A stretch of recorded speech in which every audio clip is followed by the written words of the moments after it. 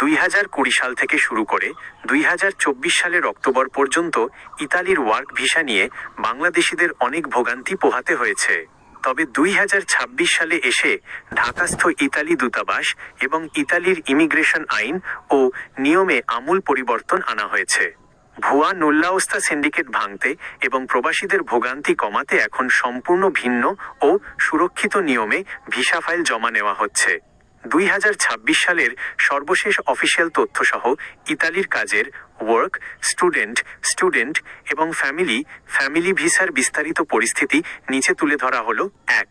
কাজের visa work visa ডিক্রেটো ফ্লুসি 2024 সালের October মাসে ইতালীয় সরকারের বিশেষ ডিক্রি ল ডিক্রি 145 পাশের পর বাংলাদেশিদের সমস্ত নুল্লা ওস্তা সাময়িকভাবে স্থগিত করে ইতালিতে রিভেরিফিকেশনের নিয়ম করা হয়েছিল।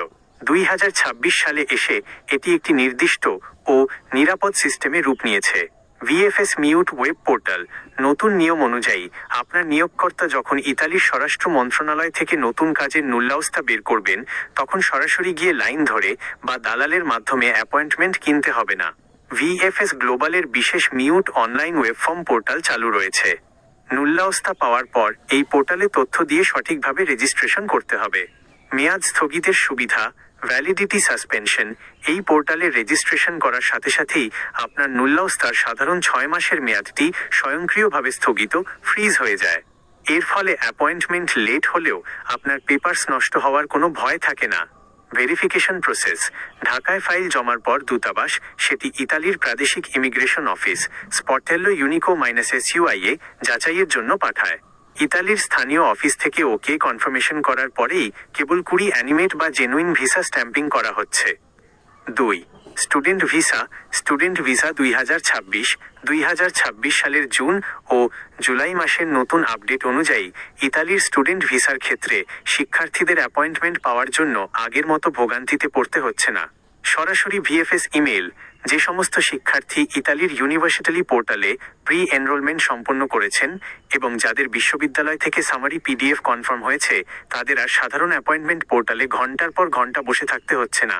আপনার ইউনিভার্সিটি পোর্টালে ব্যবহৃত অফিসিয়াল ইমেইল আইডিতে ভিএফএস গ্লোবাল নিজে থেকে ইমেইল পাঠিয়ে আপনার ফাইল সাবমিশনের জন্য সুনির্দিষ্ট দিন ও সময় নির্ধারণ করে দিচ্ছে। এটি দালালের কৃত্রিম অ্যাপয়েন্টমেন্টের কালোবাজারি সম্পূর্ণ বন্ধ করে দিয়েছে। 3. ফ্যামিলি রিউনিয়ন ও ট্যুরিস্ট ভিসা এবং ট্যুরিস্ট ভিসা পারিবারিক ভিসা এবং নিয়মিত ভ্রমণকারীদের জন্য 2026 সালে দুটি দারুণ সুখবর চালু রয়েছে।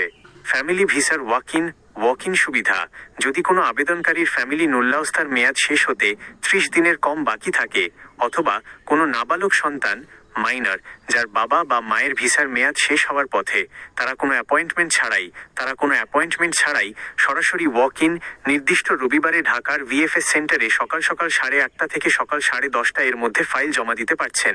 ফ্রিকোয়েন্ট ট্রাভেলার চ্যানেল ট্যুরিস্ট ভিসার ক্ষেত্রে যারা নিয়মিত ভ্রমণকারী, বিগত 4 বছরের মধ্যে যাদের অন্তত 3টি সেনজেন ভিসা রয়েছে এবং কোনো ওভারস্টে করেননি, তারা কোনো অ্যাপয়েন্টমেন্ট ছাড়াই সরাসরি ঢাকা ট্যুরিস্ট ভিসার আবেদন জমা দিতে পারছেন।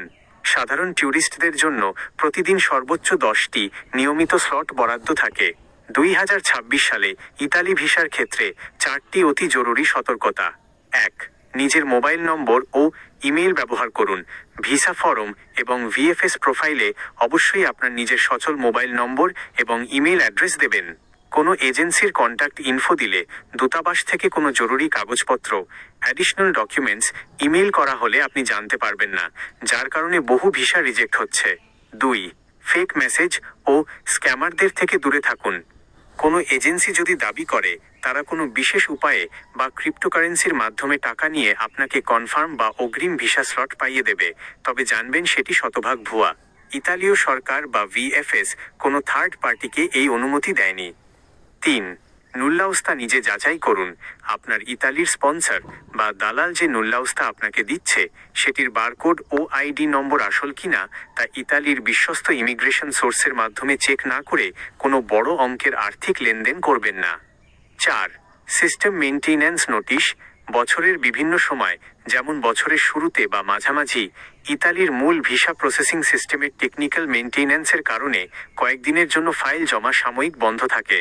তাই যে কোনো প্ল্যান করার আগে ভিএফএস এর অফিসিয়াল নোটিশ বোর্ড চেক করে নেওয়া বুদ্ধিমানের কাজ হবে।